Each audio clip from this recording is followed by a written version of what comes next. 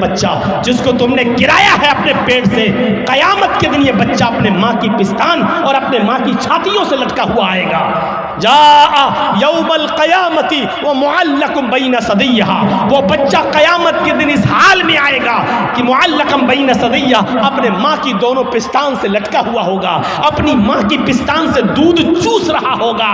और अल्लाह कहेगा, आए इस माँ की पिस्तान से दूध चूसने वाले बच्चे, क्या तेरी कोई शिकायत है? क्या तू कुछ बोलना चाहता है? क्या तुझे अपने रब से कुछ कहना है?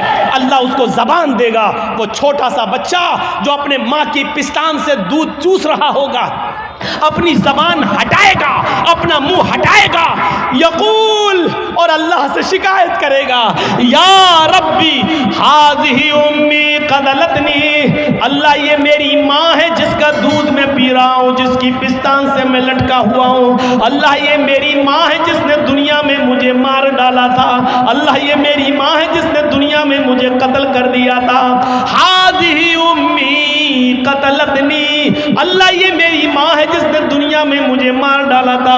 अल्लाह ये मेरी माँ है जिसने दुनिया में मुझे कत्ल कर डाला था। हाय अल्लाह, ये दुनिया में मेरी न हुई, तू इसका मत हो, इसको भी तू जहन्नम में फेंक दे। अल्लाह रब्बुल आलमीन फिर उस औरत को जिसने दुनिया में अपने बच्चे को का मर्डर किया बिना किसी गलती के, बिना किसी परेशानी के, उसने ये सोच कर कि 3 लड़कियां पहले से, चौथा भी मेरी लड़की है, अल्ट्रासाउंड में चेक कराने के बाद पता चला लड़की है, नहीं हमें नहीं चाहिए, और एबॉर्शन करा दिया, गिरा दिया। कयामत के दिन इस औरत को जहन्नम में फेंक दिया जाएगा और वो बच्चा अपनी माँ को खुद जहन्नम में ले जाने का सबब बनेगा कि नहीं अल्लाह, इसने दुनिया में मुझे मार डाला था।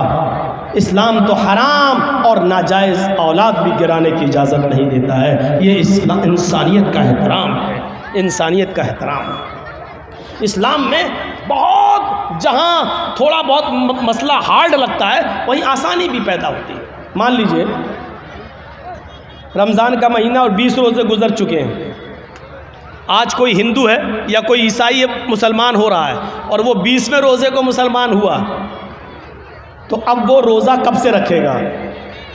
रोज़े तो पूरे महीने के फ़र्ज़ हैं, लेकिन कोई हिंदू या कोई ईसाई या कोई यहूदी 20वें रोज़े को मुसलमान हो रहा है।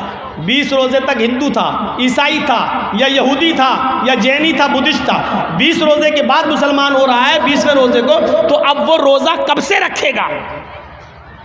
आज मुसलमान हुआ है, तो अब जब मुसलमान हुआ तभी से तो रखेगा। अब सवाल ये पैदा होता है कि वो 20 रोज़े जो इसके छूटे हैं वो पूरे करेगा या नहीं करेगा? तो साफ मसला है कि नहीं करेगा। क्यों नहीं करेगा? क्योंकि जब वो इस्लाम लाया है तब तक वो काफिर था, उस पर रोज़ा फ़र्ज था ही नहीं। आज वो इस्लाम लाया तो अब जितने रोज़े हैं उतने वो रखेगा, बकिया रोज़े वो नहीं रखेगा। इसलिए नहीं रखेगा क्योंकि उस वक्त उसके ऊपर रोज़े फ़र्ज थे ही नहीं। कितने रोज़े रखेगा? जितने बाकी हैं। एक चीज़ और सुन लीजिए, 20वें रोज़े को इस्लाम लाया, लेकिन इस्लाम ला रहा 5 बजे शाम में और रोज़ा खुलता है 6 बजे। अब 5 बजे वो इस्लाम ला रहा है, तो इस्लाम जैसी वो 5 बजे लाया तो अब क्या करेगा? आज का रोज़ा क्या करेगा? तो 5 बजे इस्लाम लाता है तो 5 बजे ही से उसका रोज़ा शुरू हो गया है, क्योंकि 5 बजे से पहले उसके ऊपर रोज़ा फ़र्ज था ही नहीं, क्योंकि वो काफिर था।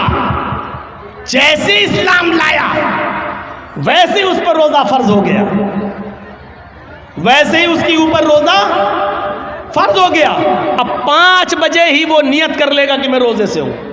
इस्लाम ले आया, अशहदु अल्ला इलाहा इल्लल्लाह व अन्ना मुहम्मदर रसूलुल्लाह, इस्लाम लाते ही उसके ऊपर असर की नमाज फ़र्ज हो जाएगी, क्योंकि टाइम अभी बाकी है और इस्लाम ला चुका है, असर का वक्त अभी बाकी है, लिहाजा पहले असर की नमाज पढ़ेगा और यहीं से उसका रोज़ा भी शुरू हो जाएगा, क्योंकि इस्लाम ला चुका है। जब से इस्लाम लाया यहीं से रोज़ा शुरू, और 6 बजे वो रोज़ा सब लोगों के साथ खोल लेगा और उसका ये एक रोज़ा माना जाएगा, ये एक रोज़ा माना जाएगा। ये आसानी भी है इस्लाम, ये आसानी भी है। इस्लाम मुश्किल नहीं है, लोगों ने इसको मुश्किल बना दिया है। क्या वो लोग सहाबा नमाजें नहीं पढ़ते थे? क्या वो रोज़े नहीं रखते थे? मुश्किल बना दिया है। फजर में नहीं उठ पा रहे हैं साहब, क्यों? अब रात में 1 बजे जर्जी साहब को टाइम मिलेगा, 3 बजे तक जलसा चलेगा, फिर आदमी यहाँ से जाएगा, थोड़ी देर कमर सीधी करेगा, फजर में उठेगा? नहीं उठ पाएगा। क्लियर है?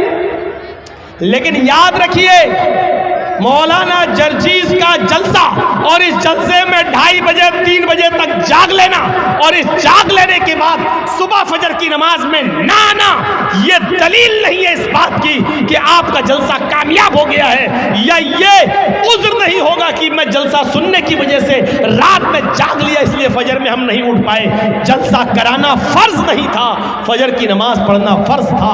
आपने एक फर्ज को छोड़ा उस काम के लिए जो आपके ऊपर फर्ज ही नहीं था। मेरे भाइयों, यहां से ये मैसेज लेके उठिएगा, ये पैगाम लेके उठिएगा, ये तसव्वुर लेके उठिएगा। तो इंसानियत ये होती है, इंसानियत। तो या अय्युहन्नास इन्ना खलकनाकुम मिन ज़करिन व उन्सा व जअलनाकुम शुऊबन व क़बाइल लितअरफू, तुमको हमने एक मर्द और एक औरत से पैदा किया है, तुम सब आपस में भाई हो, तुम आपस में एक ही बाप के और एक ही माँ के बेटे हो, तुम्हारा बाप एक है, तुम्हारी माँ एक है। अच्छा, एक चीज़ और बताइए, गौर से सुनना। हम मुसलमान हैं, ये हिंदू है, हम दोनों का झगड़ा हुआ है।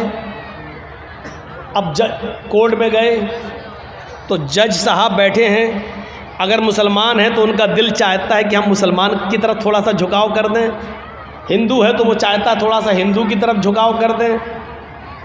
ये होता है, ये होता है। कुरान ने इंसानियत, यहाँ पर इंसानियत